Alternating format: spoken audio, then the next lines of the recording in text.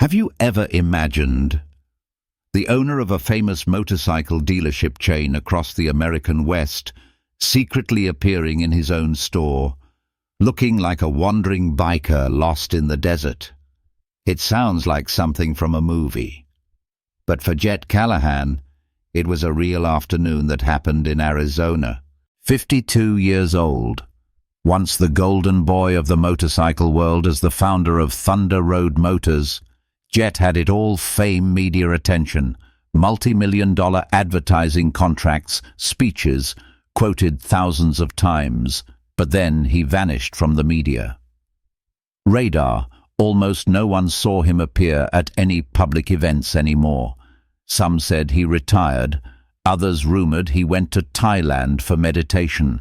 Some were certain he had sold the company outright to a large corporation.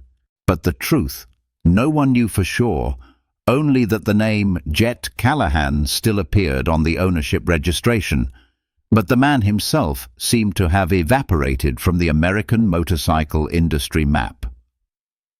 Until that day, on a scorching afternoon in mid-August when the sun hung high like a furnace over the Arizona desert, a man walked into the first branch, the foundational location of Thunder Road Motors. His black leather jacket was old, covered in road dust. His helmet was scratched, a baseball cap pulled low, covering most of his face. Faded jeans and cracked leather boots. He looked no different from a rambling biker who had just stopped for a rest, back soaked in sweat, carrying an old canvas backpack. No one in the store knew that. The man standing before them was the one who signed the first check to lease this space, the one who stood in the wind and rain 17 years ago, personally installing the first sign bearing the name Thunder Road, where the ride begins. Today he returned, but not with cameras, press or an entourage, but alone silently, with one single reason: to listen, if the heart of Thunder Road was still beating. A few weeks prior, he received an anonymous email from an old customer. The content was brief. "Your father fixed my bike for free in 2003. Yesterday I was charged nearly double when buying a scrambler. If you still care about what your family built, visit the branch in Tucson." No signature, no proof, but enough to keep Jet sleepless for many nights. And so he returned, introducing himself. "My name is JC, a biker passing through. Heard you have old scramblers here." His voice was hoarse, slow. No one suspected a thing, because Jet had always been the anonymous boss. The staff here had never met him, nor did anyone have reason to doubt a middle-aged man who looked like he just fell out of some adventure caravan. No one knew. This very man once drove his father to deliver bikes in an old motorcycle on dusty roads. Once cleaned, the restrooms made coffee, sat writing handwritten thank-you notes to customers after every bike sold. Today he returned, not to measure revenue, not to check sales figures, but to listen to every word spoken by the staff, every expression on the customers' faces, to see after Thunder Road swelled to 18 branches across the West, whether the soul his father left behind still existed. And Jet had no idea that just a few minutes later he would witness an act, small but cruel, enough to make him expose the entire system he once considered family. The Arizona afternoon drifted slowly, like wheels rolling on sand. Sunlight streamed through the large front window, glinting off the motorcycle's neatly displayed shiny and expensive Jet, playing the role of a dusty biker named J.C. Hadn't bought anything yet. He just walked around looking, asking questions, but every answer, every glance, every raised eyebrow from the staff here sent a chill down his spine, despite the 39°C heat. "This scrambler, list price is $9,200. Jet asked, his voice even. A young man named Trevor, clearly a seasoned salesman, hair slicked back with gel new leather shoes, smiled. "That's right, sir. But then there are a few insurance packages, registration fees, federal transport fees, all adding up to $12,480. Then he winked. You know, these days everyone buying a bike has to carry those costs. Jet nodded slightly, but said nothing. He remembered clearly this scrambler was supposed to be part of the summer promotion, 15% off with free intrastate shipping. He himself had signed off on it, but it didn't stop there. 10 minutes later, a middle-aged man walked in with his son. He wore the uniform of a local plumbing company, shirt stained with oil, boots caked in red sand. The son, about 17, had bright eyes, still wearing cycling gloves. They both looked towards a used cruiser, a model often refurbished for lower-income customers. "Excuse me, is this one still part of the installment plan program?" The man asked, his voice somewhat hesitant. Trevor rolled his eyes, then turned to a female colleague beside him, speaking softly but loud enough for Jet to hear. "Another free test ride type, then disappears. Remember last time, these poor guys just come to look and waste time." Jet stood 3 meters away. He heard everything, and he froze. "Another poor type." The phrase repeated in his head like a broken engine that wouldn't shut off. He looked towards the other man, still holding a crumpled promotional flyer. The boy was looking at the bike with sparkling, dreamy eyes. But just seconds later, when Trevor coldly said, "This one isn't currently eligible for the installment plan. If you need a cheap bike, maybe try the used market." The man stopped short. The boy lowered his head. And then they quietly turned and left. Jet clenched his fists so tightly his knuckles turned white. His heart ached, not with anger, but with pain. Pain because this wasn't the Thunder Road he had built with sweat and ideals.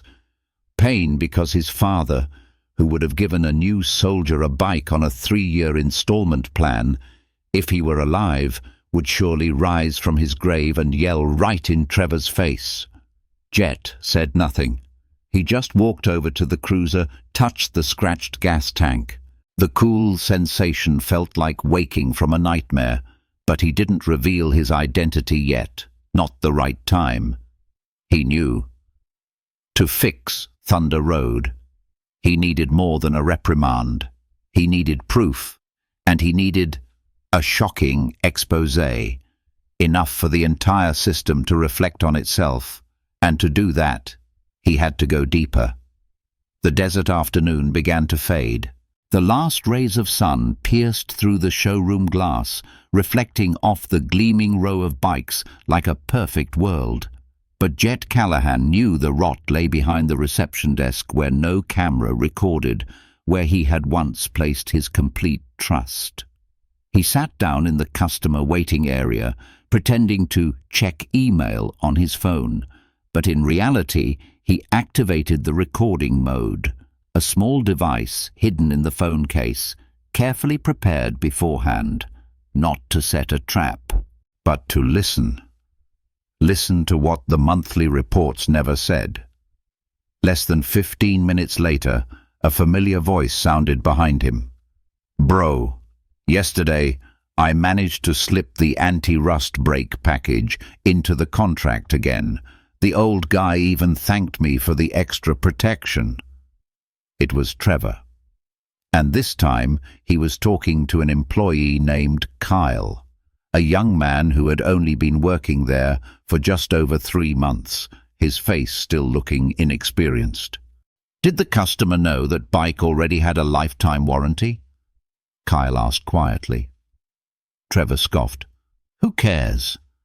They see us talking confidently, they believe it immediately. The important thing is hitting the target." hearing that Jet's hand resting on his knee tightened slightly. Target, slip in. Who cares? Each word, like a knife, twisting in the heart of the man who had once declared to his staff, "Customers buy bikes here to ride home with trust." And now they were being deceived, bled dry by polished words, and more painfully, the ones doing it were the team he had personally selected, or at least trained by the system he built. Jet stood up. The plastic chair scraped lightly on the tiled floor. He walked towards the technical area, the repair and maintenance section, which was once the heart of Thunder Road Motors. Here he saw an older man, sleeves rolled up high, bending over wiping oil stains from the floor, back hunched, hair speckled with grey, glasses scratched, but his eyes were bright. Jet recognized him immediately. Miguel, the veteran mechanic, the one who had been with him from the beginning, the one who fixed bikes for veterans for free, who drove across states just to return a forgotten helmet to a kid. Yet now Miguel was exiled to the back repair area, doing jobs that even an intern could handle. Jet approached him, speaking softly. "Looks like you're doing the work of 3 people. Miguel looked up, smiling gently. "Yeah, but the young guys now aren't keen on mopping floors. They say it's beneath them." Jet squeezed his shoulder lightly. "And what do you think?" Miguel smiled sadly. "I think if I don't do it, this smell of grease will stick to the wheels, and the rider wouldn't know." Jet felt a lump in his throat. Miguel, once the soul of the workshop, now seen as an obstacle because he didn't fit the new sales-closing culture, but he didn't complain, didn't resent, just quietly preserved the spirit Jet had taught him. And in that moment, Jet understood. If there was anything left to save at Thunder Road, it was in the hands of people like Miguel. And he knew now was the time to make a decision. But before the reveal, he had one more thing to do. The next morning, Arizona was hotter than usual. But inside Jet Callahan, what simmered was a cold anger, not anger at being betrayed, but anger that he had been absent for too long, anger that he had allowed the system he built, once representing decency and honesty, to deform into a game of manipulating trust. Jet didn't want a confrontation based on power. He wanted everyone to see the truth for themselves. And the plan began with a phone call.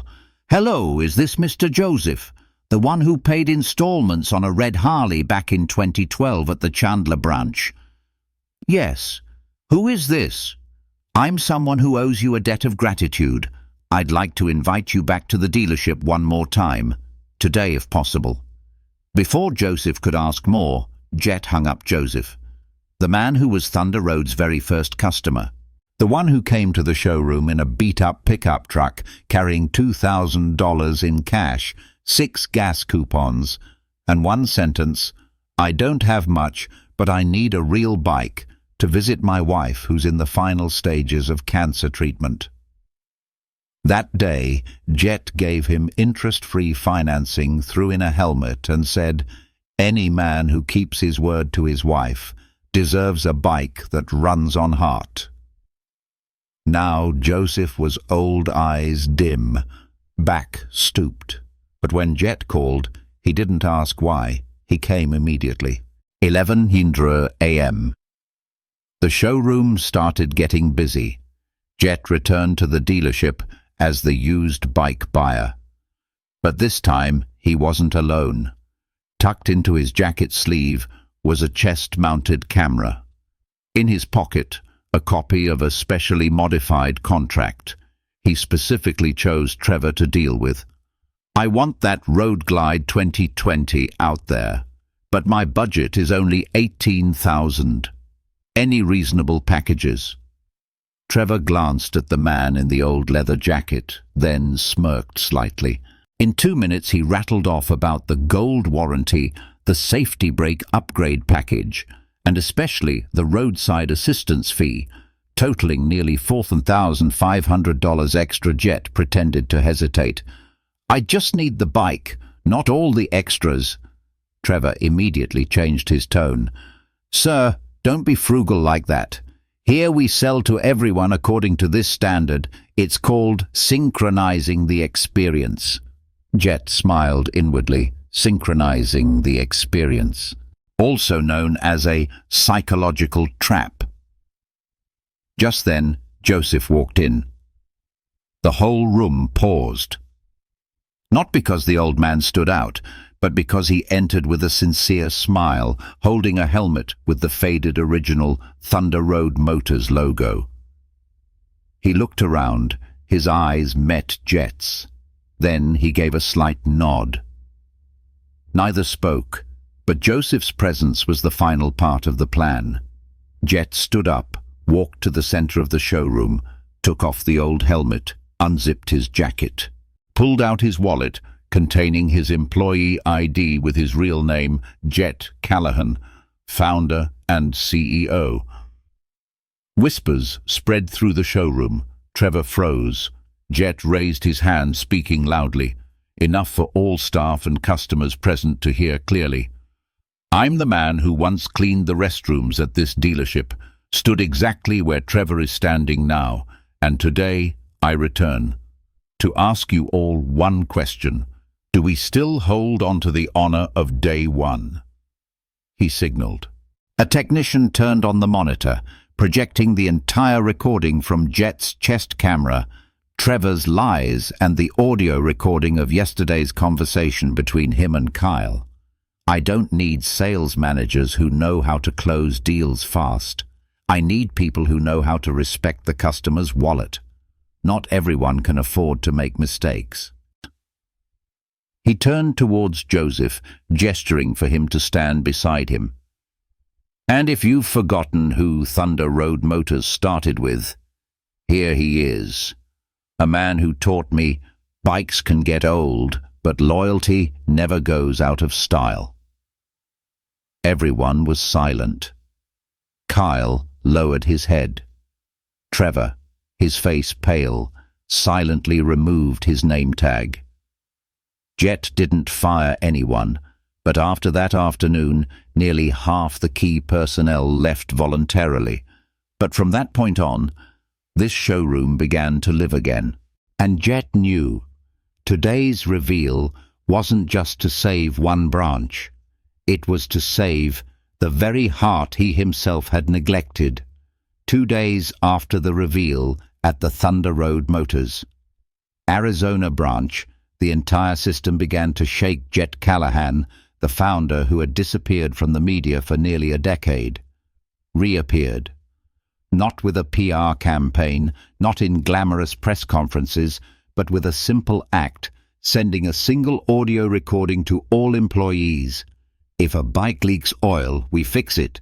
If a person sells false trust, we must fix the system." The recording lasted less than 2 minutes, but was enough to shake nearly 70 branches across the US. That same week, Jet organized an internal conference at the headquarters in Flagstaff. But this time, no gala, no dress code, no shiny leather chairs. Instead, all employees were invited to an empty lot next to the old warehouse, where Thunder Road began. Amidst the red dust, Jet wore his old leather jacket again, standing on a temporary wooden crate, with only a black and white print of the first store behind him. He began. "We started for a simple reason: to help people ride home with pride, not with debt, not with tricks." Everyone was silent. But then we grew, expanded, hired more people, optimized profits. And while chasing speed, we forgot the one thing that keeps customers coming back: trust. Jet stepped down from the crate, pulled a handwritten plan from his backpack. No logo, no official seal, just simply the engine of integrity. Philosophy. Proposal to restore the soul of Thunder Road. Point 1. Complete elimination of hidden package fees system-wide. All dealerships must transparently present every cost detail, from maintenance fees, road taxes, to registration fees. No fine print, no internal administrative fees. 2. Every customer has the right to ask 3 times without being pressured. Point 2. Launch the One Trust Per Month program. Each branch will set aside one used bike, refurbish it, and sell it at cost, no profit, to labourers, veterans, or families struggling but needing a bike for their livelihood. No lottery, no PR, just a true story. Point 3. Establish the Listening Council. Every month, Jet will randomly call any customer for a direct conversation, not a survey. Just to understand who are we serving and are we serving them right? That afternoon on the internal group chat, a status update from an employee at the Las Vegas branch went viral. I used to sell motorcycles like insurance policies, but today I sold one like I was sending someone home. Just 1 month later, hundreds of positive feedback messages poured in. A single father in Kansas wrote, "Thanks to the no-profit bike policy, I could finally take my daughter to school on what she calls a dream with wheels." A mechanical engineering student in Austin sent a private message to the suggestion box. "I can't afford a bike yet, but knowing Mr. Jet used to clean the warehouse makes me feel I can also start with a broom." Jet didn't reply to all of them, but he kept every message, printed them out, pinned them on the bulletin board in the old warehouse, and whenever someone asked him about Thunder Road's international expansion future, he just smiled. "I don't need to expand into the world. I just want everyone who walks into this store to walk out with their trust intact." And then, on a sunny April afternoon, Joseph, the old man from years ago, visited the Arizona dealership again, not to buy a bike, but to sit in his familiar corner chair, watching the new staff greet customers with genuine smiles. When asked what he was doing there, Joseph just said, "I wanted to see that what I once believed in has now become real." Jet walked out from his office, no longer the hidden boss, but the man standing in the midst of his own brand, not to control, but to listen. Monday morning. The sun rose earlier than usual over the Arizona sky. The grounds of the old Thunder Road Motors branch were swept clean of red dust bikes, lined up perfectly, as if welcoming something special. Jet Callahan, who once entered this dealership with a helmet pulled low and a worn jacket, now returned in a simple shirt, holding a stack of files, his face still calm, but his eyes were different. They were no longer the eyes of an investigator, but of someone who had found himself. That day was the first official day of the Ride Back Trust program. A veteran's family from the north received an old bike refurbished by the dealership's own technicians. No PR signs, no media, just a tight hug and a brown envelope. Jet stood silently, making no speech. He just watched and smiled until Amanda, the former manager who almost lost her job, approached with a small box in hand. "You have mail, sir. Not through the post, delivered directly." She handed him the box. Jet opened it. Inside was a folded piece of paper, pale yellow with shaky handwriting in pencil. "I don't have email, so I wrote by hand, 'I'm Cody, the kid who came with Mr. Joseph last year, looking at bikes. That day I saw you wiping the windshield of a bike. You wiped it very carefully. I asked Mr. Joseph, 'Is that man a mechanic?' He said, 'He's the boss.' I didn't believe it, because bosses usually sit in leather chairs. But if a boss wipes windshields himself, he must be a good person. I want to grow up to be that kind of boss. Jet folded the paper. No one said anything, but a few nearby technicians turned away quietly, wiping their eyes. That afternoon, Jet posted the letter on the central bulletin board for the entire system, not in the HR section, not in the meeting room, but right behind the reception desk, where anyone walking in could see it. Be that kind of boss. The words printed boldly beneath it. That evening at the technical team meeting, Jet arrived late, not because of traffic, but because he spent the entire afternoon helping a poor student adjust the brakes on an old bicycle behind the dealership, something he used to do people just forgot. Addressing the team, he said, "I used to think running a big system meant sitting high and looking far, but a kid with a pencil and a paper letter reminded me, sometimes you need to kneel down to understand what customers see from below." The room was silent. "I don't need you to be sales robots. I need you to be guardians of trust."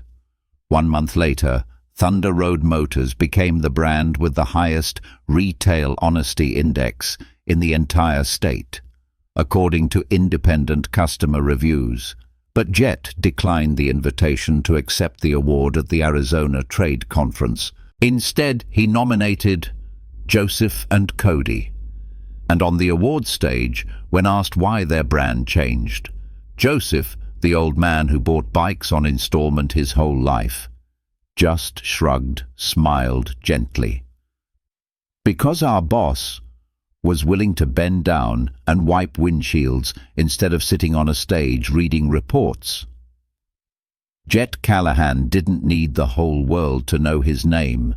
He just needed one child to dare write a letter saying, "When I grow up, I want to be a kind boss too." For him, that was the greatest reward of his life.